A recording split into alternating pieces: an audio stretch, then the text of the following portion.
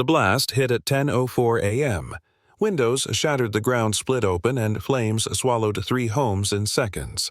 They said it was a gas leak, but I'd been warning them for weeks.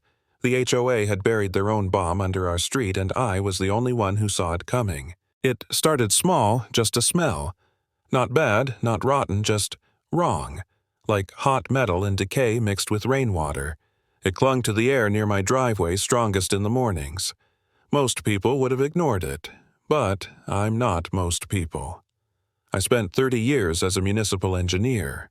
I know the smell of danger when it whispers. I mentioned it at the monthly HOA meeting under those buzzing fluorescent lights and cheap lemonade. I said, "There's a gas smell near Lot 23's sidewalk. It's faint, but it's there." The room went quiet for half a second, then Jason Landry, our HOA president, chuckled. "If there was a leak, Tom, we'd know," he said, brushing imaginary lint off his too-tight golf shirt. "That's exactly what scares me," I told him. Jason leaned forward, squinting.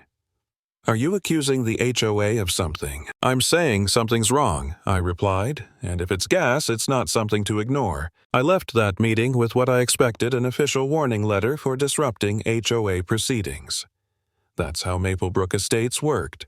You question authority, they bury you in paperwork. Still, I couldn't shake that smell.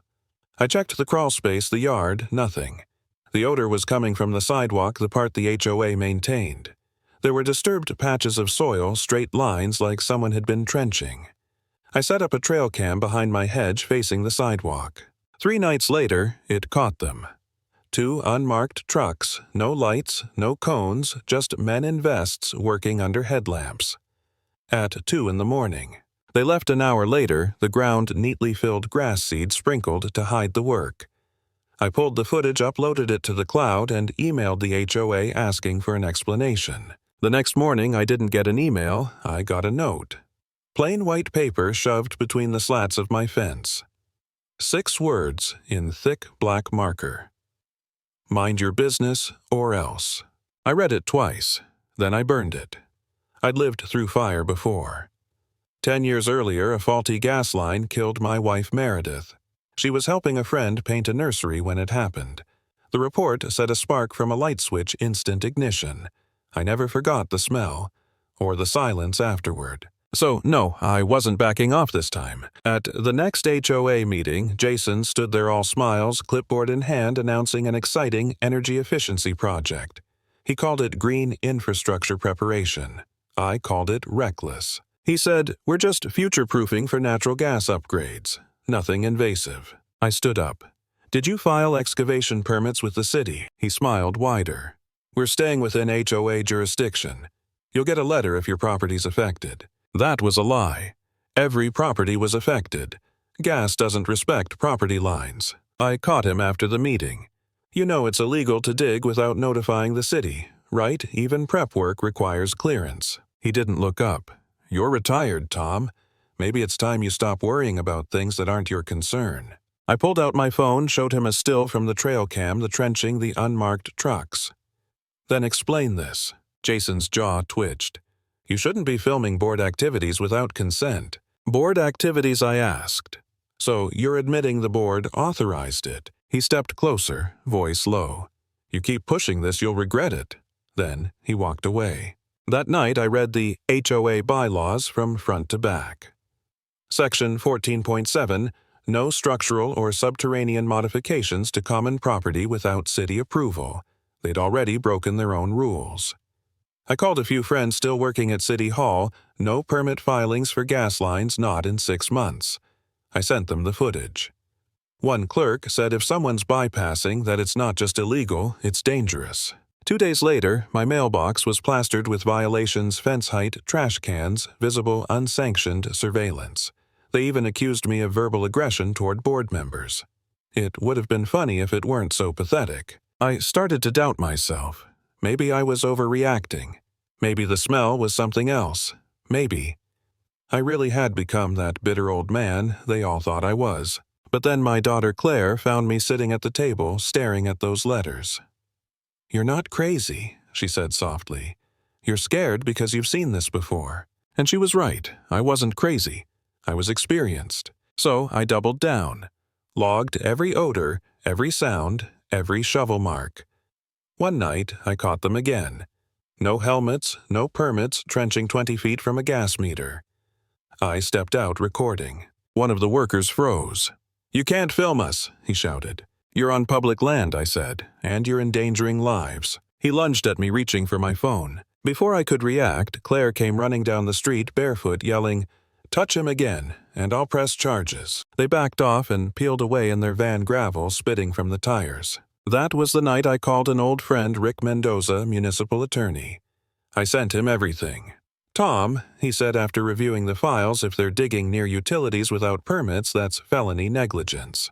But once you go public, they'll come for you hard." "They already have," I told him. "We filed for an emergency injunction, a legal stop work order. The city inspector was set to arrive in 2 days, but he never showed. When I called, the clerk whispered it was canceled. Someone from the city council pulled it. You didn't hear that from me." That's when I realized this went deeper. Someone in power was protecting the HOA. That night, I crouched by the curb with a lighter, not to ignite anything, just to test airflow. The flame flickered sideways. Gas. Definitely gas. I whispered, "It's building pressure." By the end of that week, the whole neighborhood smelled it.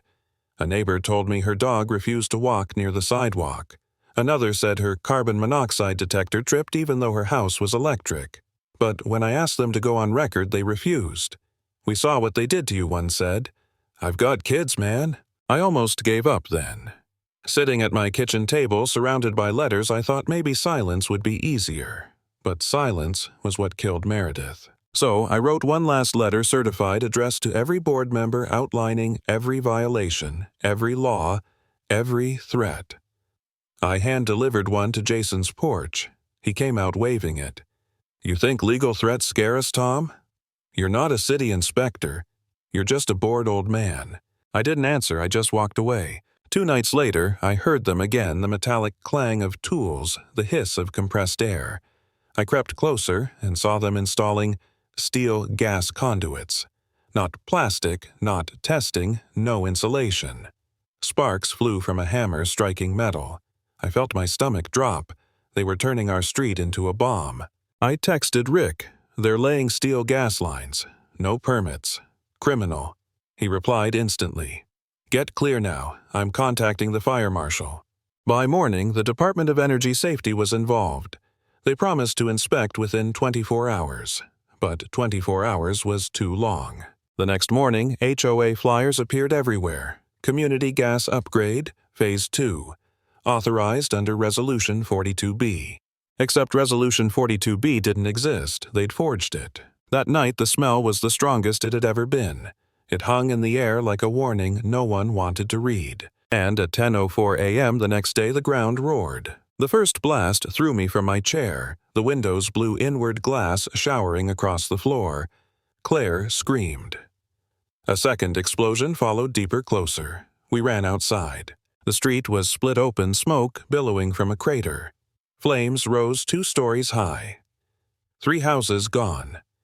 Sirens screamed from every direction. I saw Jason standing near the blast zone, barefoot in a bathrobe, hair singed. He looked at me, eyes hollow. "You knew," I said. He didn't deny it. He didn't say anything at all. Fire crews flooded the street. I handed them my flash drive, the photos, the videos, the letters. "It was reported weeks ago," I told the captain. He muttered a curse and radioed his team. By evening, the news vans were already there. "Gas explosion, Level Street, HOA, under investigation." Investigators confirmed what I'd feared: unauthorized steel piping, pressurized without testing, had intersected live electrical conduits. A spark, then fire, all of it preventable. Resolution 42B turned out to be a forgery. The signatures fake. The HOA treasurer fled town overnight. Jason Landry was arrested at dawn, charged with falsifying documents, endangering public safety, misuse of community funds. As they cuffed him, he tried to cover his face from the cameras. I just stood there watching. No victory, no relief, just exhaustion. Days later, I was asked to speak before the city council. I didn't prepare a speech. I just said the truth. When authority ignores safety, I told them disaster isn't a matter of if, it's a matter of when. The HOA was dissolved within a week. The company they hired fined millions and banned from operating in the state. Neighbors who once avoided me now stopped by to say thank you.